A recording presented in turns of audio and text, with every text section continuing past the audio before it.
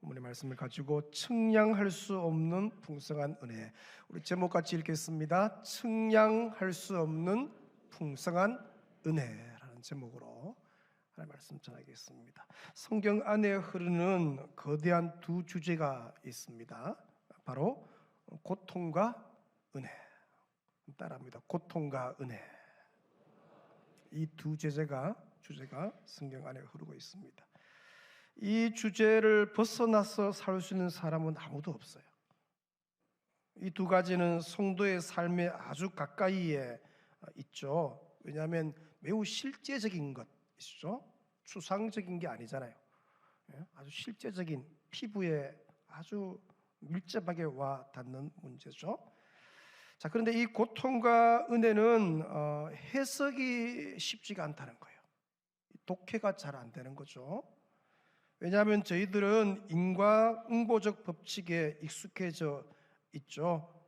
행함에 대한 보상과 처벌의 원리를 어려서부터 적용받고 살아서, 그러니까 신문대로 그 돈을 올리죠. 신문대로. 잘하면 상 받고 실수하면 실수한 것에 대한 대가를 지불해야 하는 것. 그 원리에 우리가 아주 익숙해져 있습니다. 그러니까 그 원리를 보고 항상 이렇게 잣대를 가지고 모든 것을 보는 거죠. 근데 문제는 이 고통과 은혜, 이 두 주제가 이 인과응보적 법칙과 잘 맞아떨어지지 않을 때가 많다는 거예요. 그 법칙으로 보는데 해석이 안 되는 거예요. 요즘 우리가 욥기서를 묵상하고 있죠. 욥기서를 보니까 욥은 너무나도 의롭고 경건한 삶을 사는 사람이죠. 사람이 칭찬한 게 아니라 하나님이 직접 욥의 의로움을 얘기했잖아요. 흠이 없다, 그죠? 근데 한순간에 여러분 10자녀를 같은 날 10자녀를 잃어버려요. 그죠? 모든 재산, 그 많은 재산, 하늘에서 불이 내려와서 또 도적대가 와서 다 빼앗아가고 종들도 다 죽고, 그죠? 심지어 어떻게요? 아내도 이제 떠나가잖아요. 가족이 떠나가고 마지막 남은 건강까지 1초, 요즘 말하면 초특급 재난, 이런 재난이 어디 있겠어요? 여러분 성경에 보니까 그 얼마나 고통스러우면 기와를 깬 조각 가지고 이거 끌겠어요. 이게 얼마나 그 고통스럽겠어요. 이때 욥의 친구들이 이제 여러분 아는 것처럼 여럿 와서 이제 그 고난을 해석하기 시작하죠. 물론 욥을 돕기 위한 친구니까 해석이지만 욥에게는 너무 아픈 이야기죠. 그러니까 다 해석이 사실 인과응보적 해석이잖아요. 욥, 너가 분명히 잘못한 것이 있는 것 같다. 한번 생각해 보라고. 하나님이 까닭 없이 이렇게 하시겠냐고, 그죠? 너가 죄 없이 망한 자가 어디 있냐고. 너가 회개해야 되지. 막 그렇게 몰아붙이잖아요. 자, 욥의 친구들은 욥의 고통에 대해서 너무 쉽게 접근을 하죠. 너무 쉽게 남의 고통에 대해서 입을 담죠. 우리도 마찬가지입니다. 힘들고 어려운 일을 당한 사람에게 위로한다고 한마디 하는 말이 그 사람의 속을 뒤집어 놓잖아요. 상처 났는 데다가 소금 뿌리는 것과 똑같이. 차라리 뭡니까? 가만히 그냥 손만 한번 뚝 잡아주고, 좀 시간 더 있으면 어떡해요? 함께 좀 있어주고 함께 울어주는 게 훨씬 위로가 되는 것이죠. 이 인과응보적 법칙에 익숙한 사람들은 다른 사람에게 고난이 있을 때 이제 드러내놓고 노골적으로 하지 않지만 은근히 어떻게 저 사람에게 무슨 숨은 죄가 있나, 저기 분명히 저기 어려움 당하니까 저 뭔가 숨은 죄가 있나, 그걸 이제 찾는, 그걸 짐작하는 거죠. 고통의 원인을 찾으려고 자꾸 애를 쓰죠. 근데 여러분, 이 고통의 문제는 그렇게 간단하지가 않아요. 왜냐, 고통은 다면체이죠. 다면체. 한쪽에서만 봐서 다 해석되는 게 아니에요. 다양한 면을 갖고 있는 거예요. 한 가지로만 이해가 안 되는 거죠. 매우 복잡하고 난해해서 쉽게 결론을 내리는 게 어려워요. 성도가 믿음 생활 하다 보면은 수많은 고통에 연관이 됩니다. 저희 교회 성도들도 이제 암에 걸려서 어떤 성도들은 금요일 날 문자 왔더라고요. 기도해달라고. 몇 차 항암 치료 들어가는 게 며칠씩 이제 있잖아요. 지금도 기도하고 있는데 뭐 암에 걸리고 싶어서 걸린 사람이 아무도 없죠. 어느 날 갑자기 암이 찾아오는 거예요. 뭐 이 유전자의 문제, 뭐 가족력의 문제도 아니에요. 똑같은 형제인데 다 걸리는 게 아니죠. 어떤 누구는 걸리고 어떤 누구는 안 걸려요. 어떤 사람은 평생 담배를 얼마나 맛있게 피우는지, 근데 폐암에 안 걸리고 건강하게 사셔요. 오래 사시는 분도 계셔요. 교통사고도 여러분 그렇죠. 자동차들이 중앙선 하나 딱 선을 그어놓고 수없이 오가는데 사실 아찔한 일이잖아요. 그 선, 뭐 분리벽 있는 것도 아니고 선 하나 딱 그어놓고 음주운전이나 졸음운전으로 중앙선을 넘어오면 언제든지 사고가 날 수 있죠. 내가 운전을 잘 하는 것과는 전혀 관계없는 문제죠. 상관이 없어요. 뒤에서 그냥 가고 있는데 뒤에서 들이박는데 뭐 어떡하겠어요. 나는 잘 신호 잘 지키고 속도 잘 조절해서 가는데. 우리 교회에 와서 간증 집회하신 이제 한동대 교수 하시다가 이화대 교수로 가신 이지선 교수가 자기 오빠랑 같이 이제 가다가 교차로에 서 있었잖아요. 근데 음주 운전하던 이 사람이 와서 일방적으로 이제 박는데 이제 불이 나면서 전신 55도 3, 그죠? 55% 3도 화상을 입죠. 몸이 녹아내리는 거예요. 그리고 그 전에 이분이 사고 나기 전에 그 예쁜 얼굴이 기억날 거, 너무 예쁘고 곱고 찬양 싱어다고 했는데 그 사건 이후에 한순간입니다. 완전히 고통의 가장 중심으로 들어가 버리죠. 이걸 어떻게 해석해요? 해석이 쉽지가 않아요. 내 잘못이 아닌데 나와 전혀 상관없이 닥치는 고통의 문제를 어떻게 해석해야 하는가? 고통이란 게 이게 되게 복잡한 문제예요. 어떤 때는 고통을 해석하려는 것 자체가 잔인한 일이 될 수도 있죠. 날 때부터 난치병을 앓는 아이들이 있어요. 어떻게 설명해야 돼요? 날 때부터 태어났는데 고통으로 태어나. 100만 명 중에 1명 정도가 걸리는 병을 앓는 아이를 기르는 그 부모의 심정은 어떻겠어요? 예상이나 했을까요? 이 고통은 예고도 없이 갑자기 또 다가와요. 그리고 그 고통에 대한 이해할 만한 설명이 따라 붙지가 않아요. 아니, 누가 한번 설명이라도 좀 해주면은 뭐 덜 답답할 텐데 설명도 없이 그것도 갑자기 오니까, 그죠? 매를 맞아도 어떻게 해요? 뭘 이유라도 좀 알면 좋을 텐데 여기서 욥이 당하는 진짜 고통은 뭐예요? 고통의 이유를 모른다는 거예요. 아무도 설명 안 해주잖아요. 이유를 알 수 없는 고통은 더 깊은 고통으로 우리를 몰아가죠. 게다가 하나님은 어떻게 해요? 대부분 고통에 침묵하셔요. 욥기도 보시면 알겠지만도 몇 차 토론 친구들하고 마지막에 그죠? 하고 제일 끝에 나오잖아요. 제일 끝에. 중간에 개입 안 하셔요. 가만히 두시는 것 같죠? 침묵하시잖아요. 그래서 고통의 순간마다 사람들은 어떻게 해요? 막 외쳐요. 하나님 어디 계십니까? 살아 계십니까? 그죠? 내가 그렇게 고통당할 때 어디 계셨나요? 울부짖죠. 근데 여러분, 우리가 고통의 깊은 곳에 있을 때 하나님이 그 고통에 대해서 내게 와서 설명을 한다고 쳐요. 설명한들 우리가 그게 납득이 되겠습니까? 이해가 되겠습니까? 한 번은 제 딸한테 뭐 되게 힘들어한 것 같아요. 주원아, 그거 다 하나님이 너를 연단하는 거야. 그죠? 너가 정금같이 나올 거야 하니까 하는 말이, 나는 정금 필요 없대. 지금 나는 안 아팠으면 좋겠대. 하나님 와서 막 우리한테 설명하는 거예요. 야, 이거 이겨내면은 그게 납득이 되겠어요? 너무 힘든데. 우리가 세상을 사는 날 동안 이 고통의 문제로부터 자유로운 사람은 한 사람도 없죠. 인류가 죄로 인해 에덴 동산에서 추방된 이후에 인간에게 이 고통은 피할 수 없는 문제잖아요. 죄악된 세상에서 고통은 불가피해요. 이 고통은 누구에게나 어디에나 있다는 것이죠. 그러니까 이 세상은 거대한 어떻게 고난의 고통의 도가니와 같은 그런 인생을 사는 거죠. 중요한 게 뭐냐? 그러면 이 고통의 문제를 피할 수 없다면 어떻게 다룰 것이냐 이거죠. 이걸 제대로 못 다루면 인생이 한순간에 침몰할 수가 있기 때문에 이걸 잘 다루어야 돼요. 이 고통이 폭군처럼 거칠게 막 우리를 몰아치면요, 아무리 건강한 사람도 이거 어떻게 쓰러지게 돼 있어요. 욥 보면 알겠지만 너무 고통이 막 휘몰아치니까 자기가 태어난 것을 저주하잖아요. 태어난 날을. 문제는 고통 자체보다 고통에 대한 바른 이해, 특별히 믿음의 태도죠. 고통을 바로 다루지 못하면 인생은 침몰해요. 고통 때문에 평생 어떻게 원망하고 자학하고 저주로 가득 찬 삶을 살 수도 있기 때문이죠.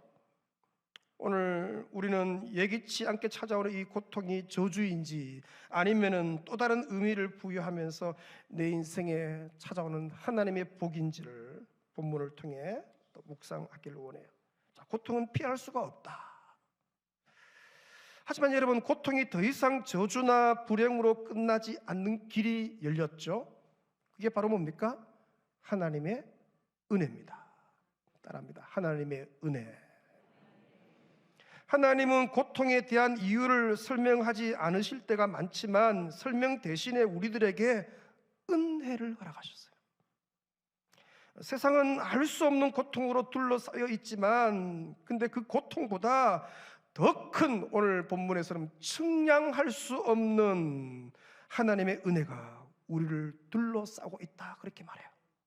고통 너무 힘든 거예요. 근데 그 고통과 비교할 수 없는, 측량할 수 없는 그리스도의 풍성한 은혜가 우리를 둘러싸고 있다. 바울이 오늘 이제 말하는 게 그겁니다. 여러분, 나를 집어삼키고 있는 고통의 문제를 내가 해석할 수 없듯이 나를 둘러싼 이 측량할 수 없는 하나님의 은혜 또한 이 해석이 설명이 불가능해요. 필립 얀시는 놀라운 하나님의 은혜라는 책에서 은혜는 기독교에서만 찾을 수 있는 유일한 것이다, 그렇게 고백하죠. 바울 신학도 보시면 이런 그 기초가 다 이 하나님의 은혜입니다. 바울 서신을 읽다가 보면 끊임없이 듣게 되는 단어가 이거죠. 하나님의 은혜. 은혜로 사도된 지극히 작은 자 중에 작은 자인 내가 은혜로, 계속 은혜를 강조하죠. 오늘 본문 8절에 이 은혜를 이렇게 소개하죠. 측량할 수 없는 그리스도의 풍성함. 한번 따라합니다. 측량할 수 없는 그리스도의 풍성함. 네, 그렇게 표현을 해요. 측량할 수 없다. 측량할 수 없는 거예요. 자, 8절 같이 읽습니다. 시작. 모든 성도 중에 지극히 작은 자보다 더 작은 나에게 이 은혜를 주신 것은 측량할 수 없는 그리스도의 풍성함을 이방인에게 전하게 하시고. 바울이 이제 고백하는 거예요. 자기가 이방인의 사도로 부름받았는데 그 사도가 된 것은 전혀 이해가 안 되는 거죠. 예수와는 전혀 상관이 없던 자신이었잖아요. 오히려 예수를 핍박하는. 다메섹에서 바울이 묻죠. 누구십니까? 나는 너가 핍박하는 예수라. 완전히 예수를 핍박하며 살던 그 죄인 중에 괴수였던 그 바울에게 그가 어찌하여 사도로 쓰임받는지 이게 이해가 안 되는 거예요.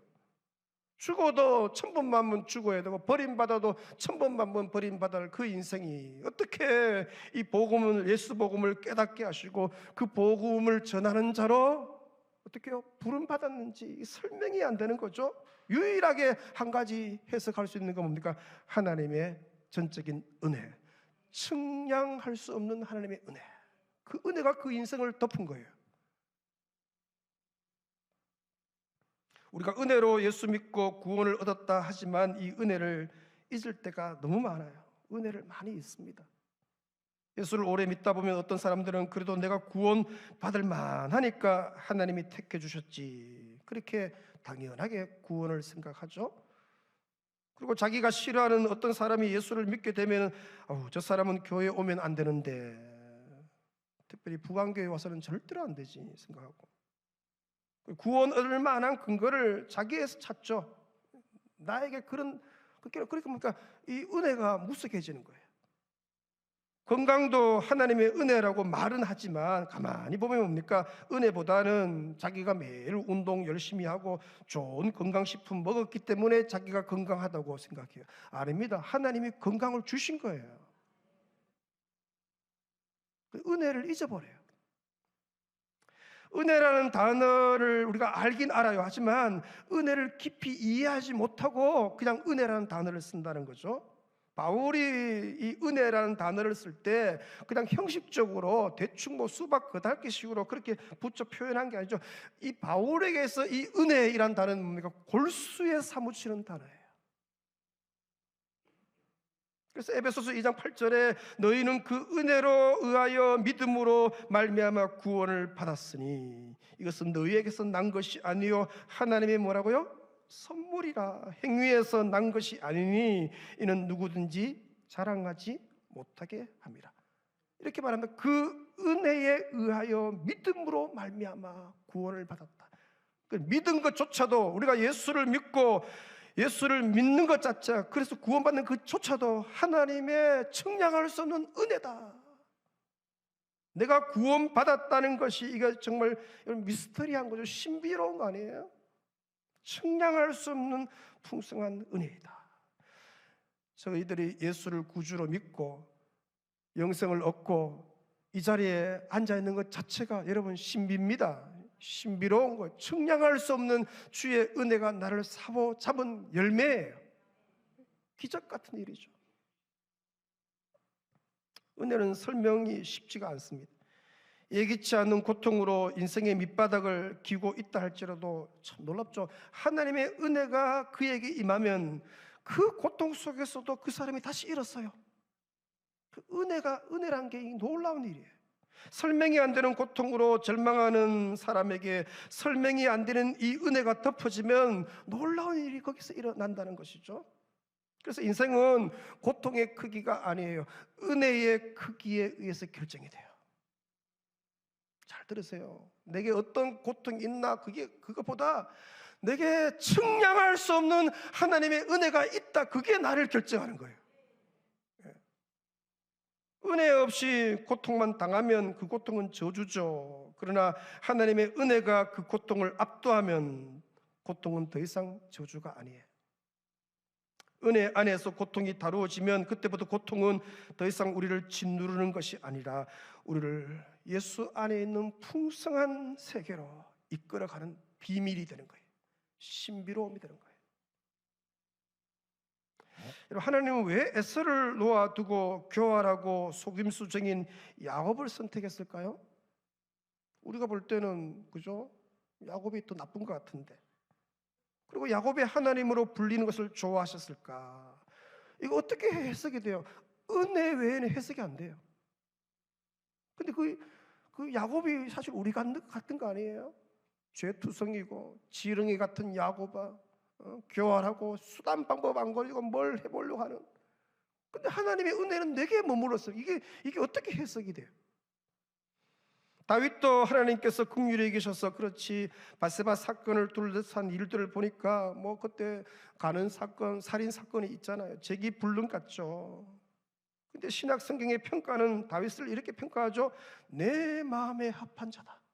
하나님 마음에 합했대요. 그리고 그 다윗의 계보를 통해 여러분 메시아 구주 예수 그리스도가 육체적으로 오셔요. 이 땅에 오셔요. 놀라운 일이죠. 그러니까 해석이 불가능해요. 유일하게 딱 해석할 수 있는 것은 측량할 수 없는 하나님의 은혜가 그에게 머문 거예요. 잘해서 된 게 아니에요. 잘해서 열심히 해서 된 문제가 은혜가 그를 사로잡은 거예요. 은혜가. 베드로를 보시면 예수님의 수제자잖아요. 그런데 사고치고 부인하고 배반하고 심지어 예수님을 저주하죠. 도망치고 그랬던 이 베드로인데 이 사도행전에서 그가 초대교회에 얼마나 귀하게 쓰임받는지 뭐로 설명할, 은혜 외에는 그 인생을 설명할 길이 없어요. 요셉은 어릴 적부터 배신당하고 참 기구만장하잖아요. 노예로 팔려가서 그 심한 어려움을 당하고 20대 후반 그 꿈 많은 시대에 감옥에 갇혀서 그죠? 절규하잖아요. 그래서 심각한 문제아로 자라든지 뭐 사고를 쳐도 수백 번 쳤겠죠. 혹 출세를 했다 할지라도 복수의 화신이 되어서 뭡니까? 가만뒀겠어요? 자기 형들을 만나면 막 난리 쳤겠죠. 피바다 만들었을 거 아니에요. 근데 여러분, 그런 시련과 배신을 당한 그 요셉이요, 나중에 보면 진짜 그런 사람 같지 않게 너무 반듯하게, 너무 젠틀하게 멋있게 자라는 거예요. 나중에 요셉이 그 해석하는 거 보세요. 나를 이리로 보낸 것은 형들이 아니에요, 하나님이 보내신 거예요. 해석을 하잖아요, 해석을. 무엇이 그의 인생에 들어왔기에 그런 고통 속에서도 그 귀한 모습으로 그렇게 귀하게 해석하면서 나중에는 만민을 살리는 사람이 되었을까? 다른 게 아니에요. 측량할 수 없는 하나님의 은혜가 요셉을 사로잡은 거예요. 저를 보세요. 이 측량할 수 없는 하나님의 은혜가 지금도 여러분을 사로잡고 있어요. 아멘. 그게 나를 살리는 거예요.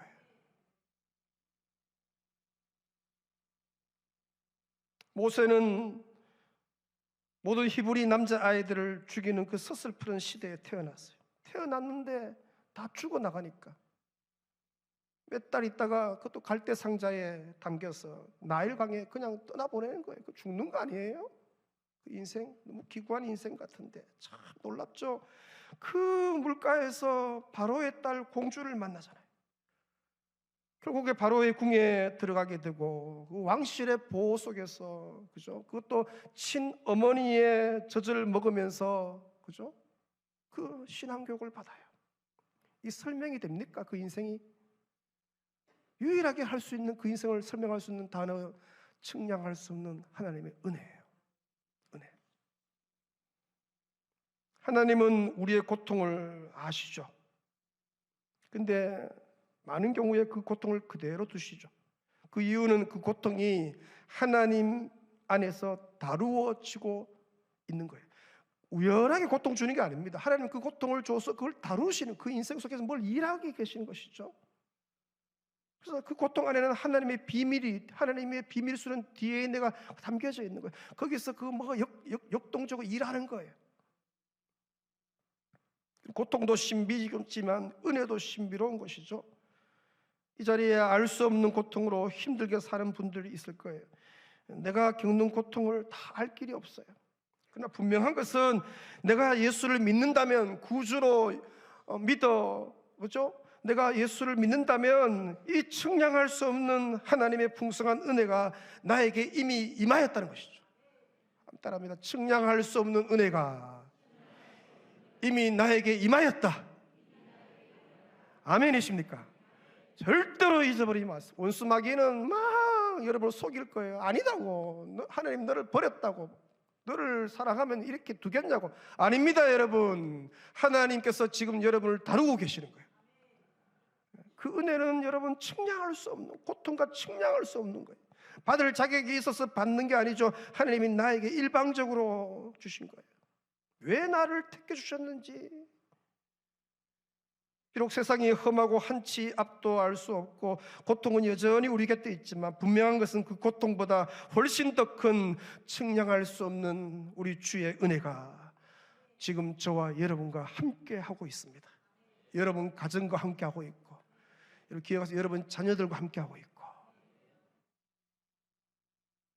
은혜를 깨닫는 것은 생각보다 쉬운 게 아니에요. 자식은 부모의 은혜를 깨닫기까지 시간이 너무 많이 걸리죠. 진짜 부모님의 은혜를 깨닫고 나면 부모님이 안 계신 거예요.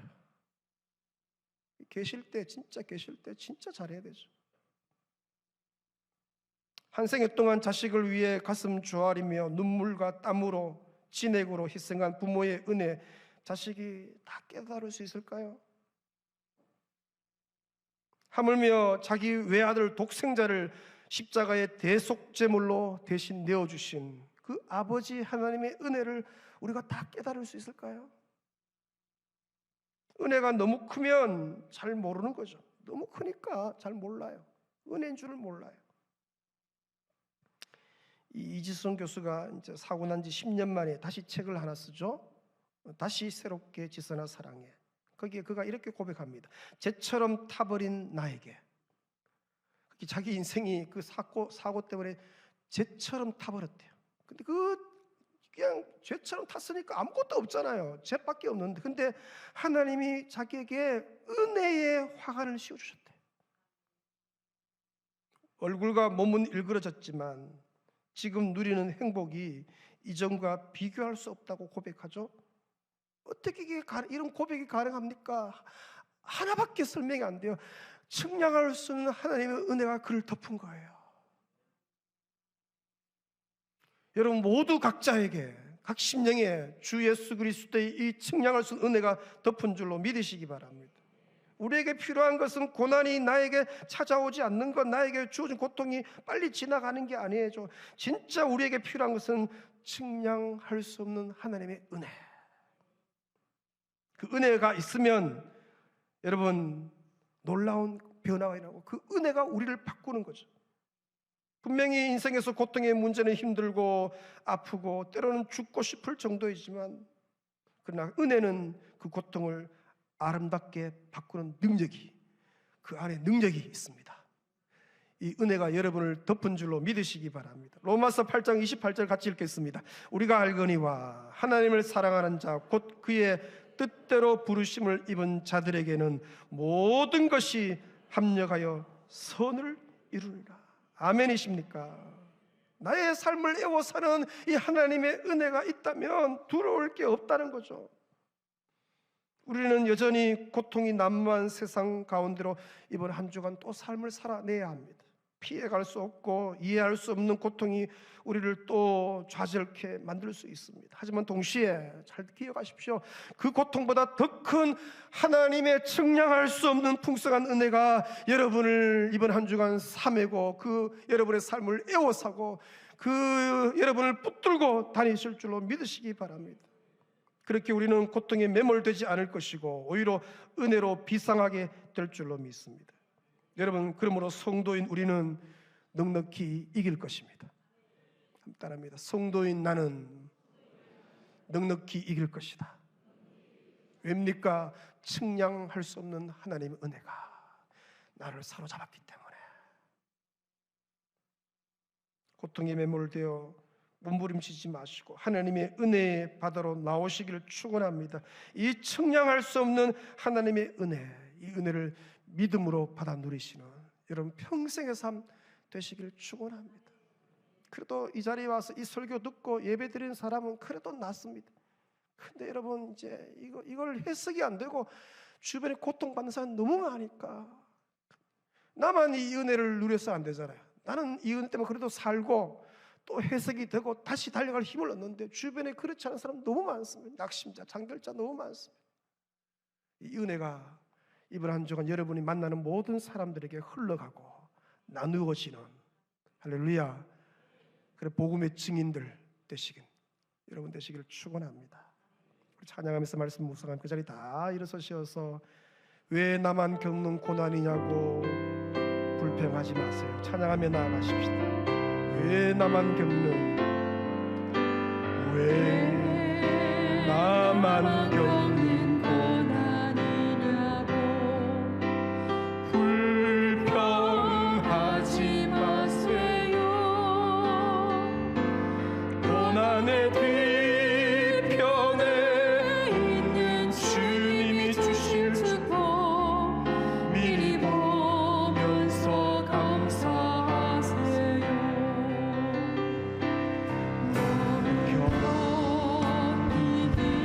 힘든 지금 이 순간에도 주님이 일하고 계시잖아요. 남들은 지쳐 앉아 있을지라도 당신만은 일어서세요. 힘을 내세요.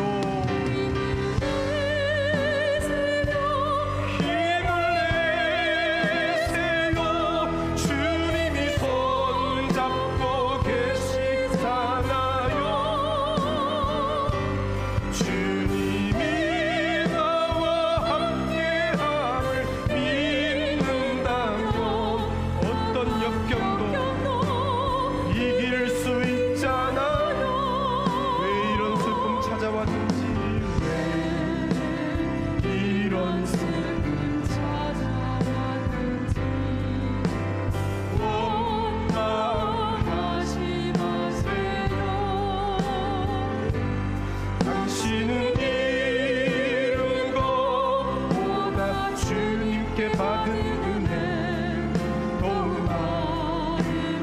감사하세요.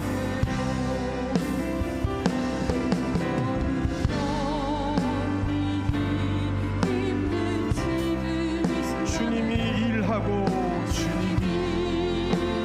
일하고 계시자 남들은 지쳐 앉아 있을지라도 당신만 일어서서 힘을 내세요. 힘을 내세요. 힘을 내세요. 주님이 손잡고 계시잖아요.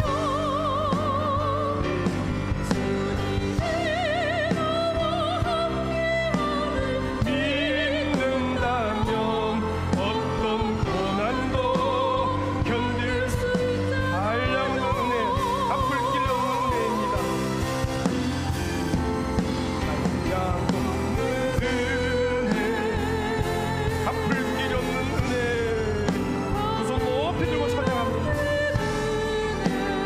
내 삶을 애워 사는, 내 삶을 애워 사는 하나님의 은혜, 하나님의 은혜.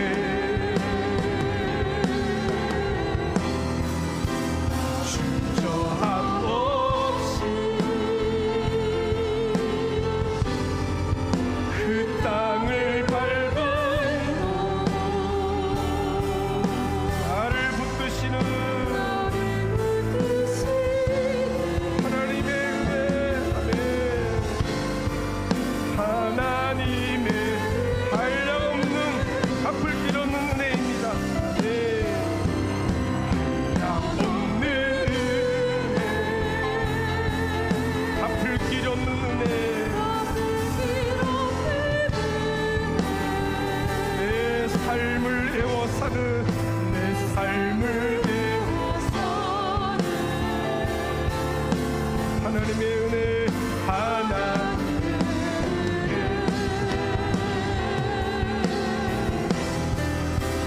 주저함 없이 그 땅을 밟은 나를 붙드시는 하나님의 은혜입니다. 하나님의 주신 말씀 듣고 2-3분 기도하며 나아갑니다. 아버지, 전적인 주의 은혜입니다.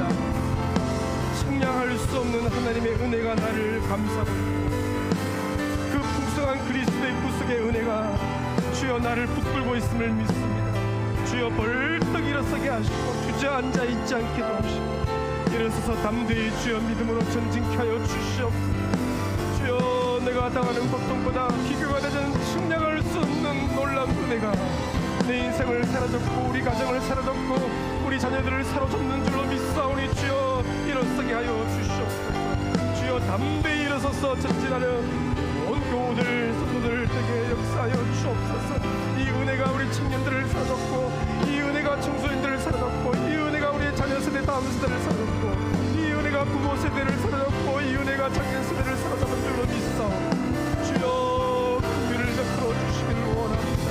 아버지, 이 은혜 가운데 승리하는 온 교우들 되시도록 은혜로 역사하여 주옵소서. 아버지, 은혜 붙들고 승리하는 온 백성들 되게 하여 주옵소서. 아버지 하나님 감사합니다. 홀로 영광 받아 주옵소서.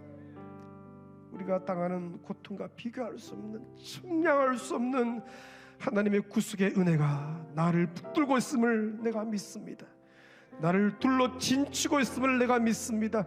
그러므로 이 한 주간 승리할 줄로 믿습니다. 잠시 쓰러질지라 다시 일어나서 믿음의 경주 달릴 줄로 믿사오니 성도들에게 힘을 주시고 용기와 담대함 다하여 주옵소서. 우리는 그래도 이렇게 예배 듣고 말씀 듣고 힘을 내지만 주변에 힘 잃어서 주저앉은 사람들 너무 많습니다. 가서 아주 손잡아주고 곁에 있어주고 눈물 닦아주고 함께 일어서는 그런 은혜의 삶 되게 하여 주옵소서. 이 은혜가 우리 청년들을 덮었고 이 은혜가 우리 청소년들을 덮었고 이 은혜가 우리의 다음 세대 자녀 세대를 덮은 줄로 믿사오니 저들이 부흥의 세대요 저들이 비전의 세대로 쓰임받게 하여 주옵소서. 영광 아버지께 올리옵고 예수님의 이름으로 기도 올리옵나이다. 아멘. 지금은 우리 주 예수 그리스도의 크신 은혜와 아버지 하나님의 놀라우신 사랑과 성령의 위로, 감동, 교통, 역사하심이 측량할 수 없는 구속의 그 은혜가 나를 사로잡은 줄 믿고 이 한 주간도 승리하기로 전진하기로 결단한 온 백성들 머리 위에, 우리 자녀 세대 위에, 다음 세대 위에, 한 주간의 삶 위에 충만히 있을지어다. 아멘.